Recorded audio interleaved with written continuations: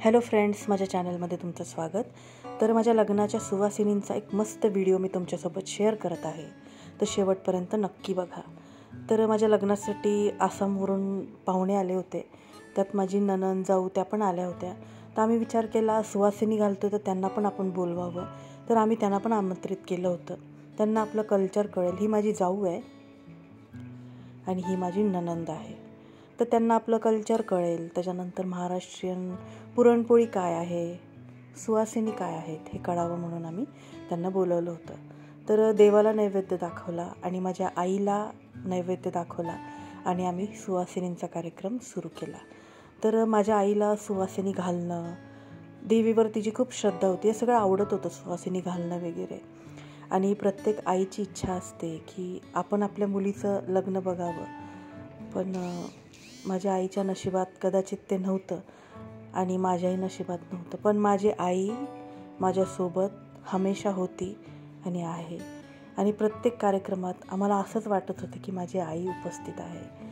तर आमच्या आईला सोबत घेऊन आम्ही सगळे कार्यक्रम पार पाडले. तर माझ्या वहिनी सगळ्यांचे पाय धुवत आहेत.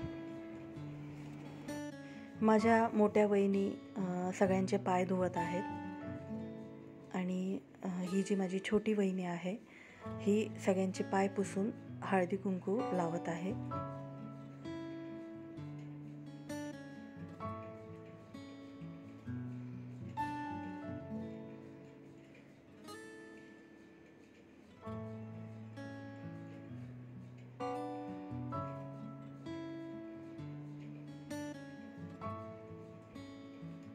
तुमच्याकडं अशाच सुवासिनी घालतात का? मला नक्की कमेंट करून सांगा.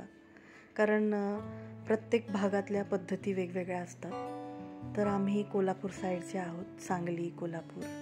माझ्या आईचं माहेर सांगली आणि वडिलांचं गाव कोल्हापूर, कुरुंदवाड, सैनिक टाकळी आमचं गाव आहे. तर आमच्याकडं अशी पद्धत आहे. इवन सैनिक टाकळी कोल्हापूरला वेगळी पद्धत आहे आणि सांगली साईडला वेगळी पद्धत आहे. तर इथं पण इतका डिफरन्स आहे. तर बाहेर पण म्हणजे बाकीच्या भागामध्ये नगर, जळगाव, सोलापूर वेगवेगळ्या पद्धती कदाचित असतील. आता प्रत्येकाच्या भांगात कुंकू भरत आहेत.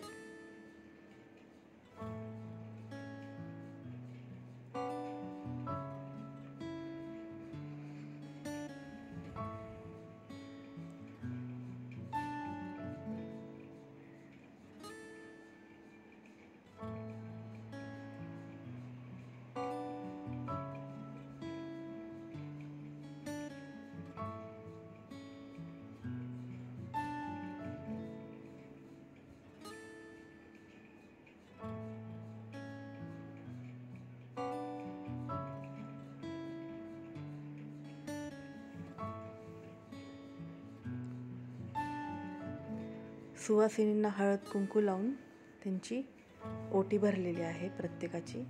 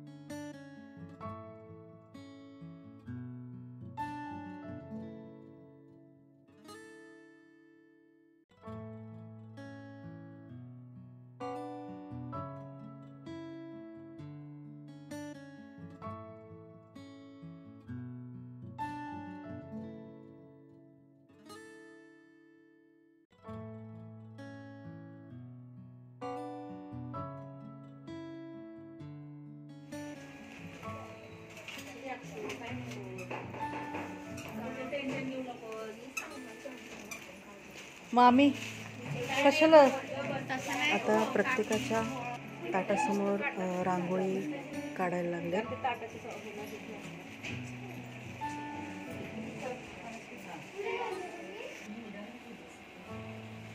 रांगोळी काढून प्रत्येकाच्या समोर आपलं पुरणपोळीचं ताट ठेवलेलं आहे.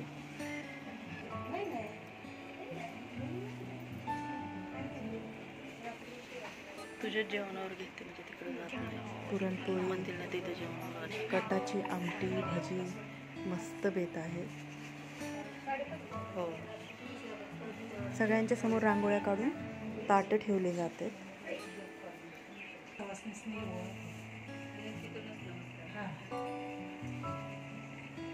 आता सगळ्यांना एक साथ अगरबत्ती दाखवून एक साथ सगळ्यांच्या पाया पडून आपण खायला सुरुवात केलेली आहे.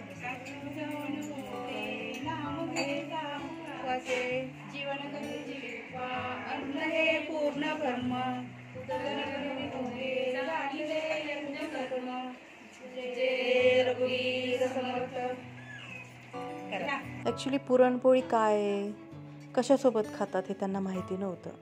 त्याच्यामुळे माझ्या घरातल्यांनी सांगितलं पुरणपोळी तुम्ही आमटीसोबत खावा किंवा तुम्ही दूध आणि तुपासोबत खावा, तशीसुद्धा छान लागते. त्यांनी आमटीसोबत खाल्ली, त्यांना खूप आवडली. तर तुम्हाला माझा कार्यक्रम कसा वाटला मला नक्की कमेंट करून सांगा.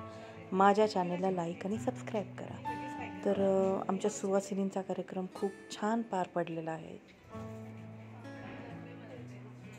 तर मी याच्यानंतरही भरपूर व्हिडिओ शेअर करणार आहे, तर तुम्ही नक्की बघा. धन्यवाद.